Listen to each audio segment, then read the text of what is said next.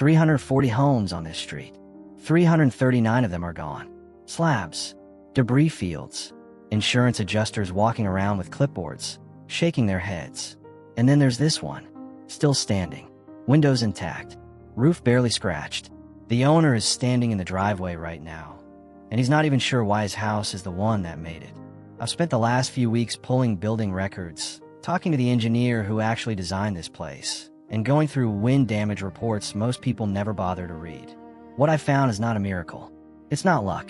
It's a list of decisions, some of them cheap, some of them expensive, all of them boring, that nobody talks about because boring doesn't get clicks. Today we're talking about all of it. The real numbers, the real building codes, the real mistakes everyone else on that street made.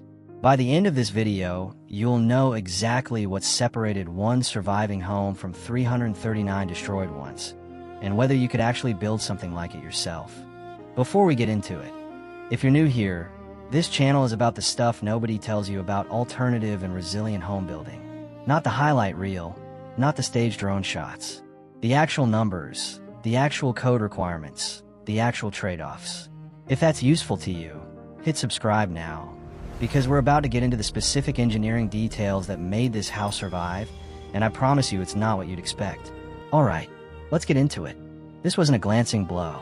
The storm that hit this stretch of coastline made landfall as a strong Category 4, with sustained winds measured near 155 miles per hour at landfall, and gusts that local weather stations recorded well above that before the equipment itself failed. Storm surge pushed 6 to 9 feet of water inland in some low-lying areas, and rainfall totals in the worst-hit counties topped 20 inches over a 36-hour period. This is the kind of storm that doesn't just damage homes. It erases them. Concrete slab foundations with nothing left on top. Cars wrapped around trees. An entire RV park reduced to scattered metal and insulation. When you drive through afterward, the thing that hits you isn't the damage, it's the silence. No birds, no generators yet, just wind-stripped trees and the smell of salt water and diesel. 340 structures on this one stretch of road. Most of them built in the last 15 to 20 years, which matters, because that means most of them were built under modern code, not some 1970s relic that nobody updated. These weren't all flimsy old houses. Plenty of them were newer builds with vinyl siding, asphalt shingles, standard stick framing. The same stuff you find in almost any new subdivision in America. And almost all of them lost the fight. The home everyone's talking about now sits roughly 400 yards from the waterline, on a lot that flooded historically but had never taken a direct hit like this. It's a roughly 900 square foot structure, built about 6 years ago.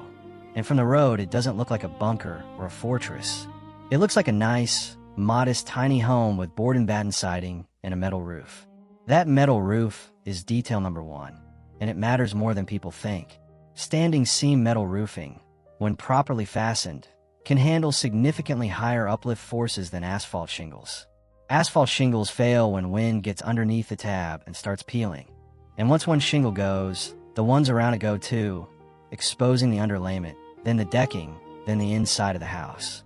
Standing seam panels are mechanically locked together and fastened directly into the structural framing, not just nailed into sheathing.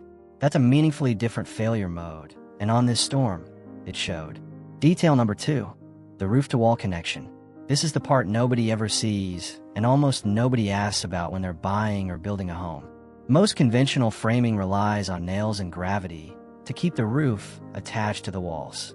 This builder used hurricane straps, galvanized metal connectors that physically tie every rafter or truss down into the top plate of the wall, and then tie the wall down into the foundation. It's maybe a few $100s in hardware on a home this size.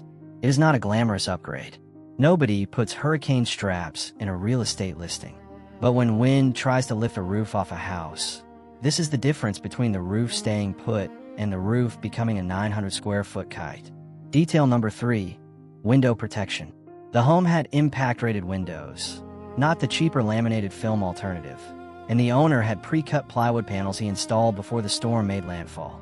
This matters because once a window fails in a high wind event, the pressure inside the house changes catastrophically. Wind doesn't just push on a house from outside. Once it gets inside through a broken window or door, it pushes up on the roof from underneath, And that's often the actual moment a roof comes off, not the wind blowing directly on it. Detail number 4, and this is the one that's easy to overlook: foundation. The home sits on a raised pier foundation, elevated above the documented base flood elevation for that parcel, with the piers embedded well below grade and reinforced with rebar tied into a poured footing. Storm surge moved through underneath the structure instead of slamming directly into walls. Several of the destroyed homes nearby were on slab foundations at or near grade, and surge simply scoured the ground out from under them. None of these 4 things, on their own, would have been enough. It's the combination. A great roof connection doesn't help if the windows fail first. Great windows don't help if the foundation washes out. The house survived because every weak point that a hurricane typically exploits had already been addressed, one by one, years before the storm ever existed. Here's where I want to be honest with you, because this is usually the part where videos like this get vague, and vague is how people end up disappointed during their own build. Hurricane straps and reinforced connectors added an estimated $1,500 to $3,000 to the framing cost on a home this size, depending on the specific connector package and labor rates in the area. Impact-rated windows typically run 30 to 60% more than standard windows. On a small home with modest window square footage, that's a difference in the range of $3,000 to $7,000 total, not per window. Standing seam metal roofing costs roughly 2 to 3 times what asphalt shingles cost per square, which on a 900 square foot footprint translates to a few $1,000s more. Though metal roofs typically last 2 to 3 times as long, so the lifetime cost gap is smaller than the upfront number suggests. The elevated pier foundation with deeper embedment and reinforced footings added cost in site work and concrete, likely another few $1,000s over a standard slab. Add it up, and you're realistically looking at somewhere between $15,000 to $25,000 in additional upfront cost on a small home, depending heavily on local labor, soil conditions, and material pricing at the time of the build. That's not nothing. On a tiny home budget, that's a serious number. But context matters here. The homes that were lost on this street weren't lost partially. They were lost completely. Foundation, framing, contents, everything. Total losses on homes in that price range were running well into 6 figures once you account for structure, contents, and displacement costs. An extra $15,000 to $25,000 at construction time, spread across a 30-year mortgage or paid for in cash up front, is a very different number than a total loss with a mortgage that still has to be paid off on a house that no longer exists. I'm not telling you this to scare you into spending more than you need to. I'm telling you because most resilient building content either oversells this as cheap and easy or treats it as some unattainable luxury. It's neither. It's a real, specific, somewhat expensive set of decisions that this particular owner made deliberately, and they paid off in a way that's genuinely rare to see documented this clearly. I want to be fair here, because no build is perfect, and this one isn't either. The home lost its detached storage shed completely, a smaller structure on the same property that didn't get the same hardware upgrades, because the owner told us directly that he treated it as not worth the cost at the time. That shed is gone. Lesson there. Hurricanes don't care which structure on your property you considered important. Every structure is a structure to 150-mile-per-hour wind. The home also took meaningful water intrusion around one exterior door, likely from wind-driven rain forcing past a door threshold that wasn't fully sealed. Minor compared to losing the whole house, but it means there's flooring and some drywall repair work ahead regardless. Even a home that survives a hurricane like this one did is not walking away unscathed. There's water damage, there's debris cleanup, there's months of insurance paperwork. Surviving is not the same as being untouched. And one more honest point, location still played a role here. This home is elevated and 400 yards back from direct wave action.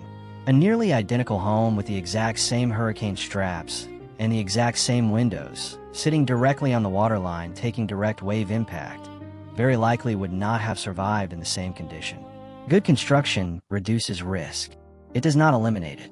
Anyone telling you a building method makes a home hurricane-proof is selling you something. What's striking when you look at the building permit data for this region over the last 2 decades is how inconsistent enforcement of wind-resistant construction standards has actually been, even in hurricane-prone coastal counties. Code requirements exist on paper, but inspection rigor, contractor familiarity with proper installation, and homeowner willingness to pay for upgrades beyond the legal minimum vary enormously from one build to the next. Two homes built the same year, a few lots apart, can have completely different survivability because one contractor cut a corner the other one didn't. And there's often no way to tell just by looking at a finished house. This is the uncomfortable truth at the center of this whole story. The house that survived didn't survive because of some secret material or design nobody else has access to. Hurricane straps are available at any hardware supplier. Impact windows are a phone call away. Elevated pier foundations are a standard, well-documented construction method. None of it is exotic. All of it is just slightly more expensive and slightly more inconvenient than the minimum, and the vast majority of builders and homeowners choose the minimum because the minimum is invisible until the day it isn't. If you're in a hurricane-prone area and you're planning any kind of build, tiny home, Barndominium, full-size house, there are 4 questions worth asking your builder before you sign anything. Are the roof-to-wall connections done with engineered hurricane straps rated for your wind zone, or just standard nailing? What's the actual impact rating on the windows and doors? And is there documentation, not just a verbal assurance? What's the foundation elevation relative to base flood elevation for your specific parcel, not just the neighborhood average? And what roofing material is being used? And is it rated for sustained wind speeds in your actual risk category, not a national average? Those 4 questions alone would have separated the home that survived from most of the 339 that didn't, and none of them require you to be an engineer to ask. So that's the real story behind the house that survived. Not magic, not luck. A stack of specific, somewhat costly, completely unglamorous decisions made years before anyone knew a storm was coming. If this kind of honest, numbers first look at resilient building is what you come here for, there's more of it on this channel. And I've got another episode coming up where we break down exactly how much it costs to build a fully off-grid, storm-rated tiny home from the ground up, line item by line item. You're not going to want to miss that one. Subscribe if you haven't, and I'll see you in the next one.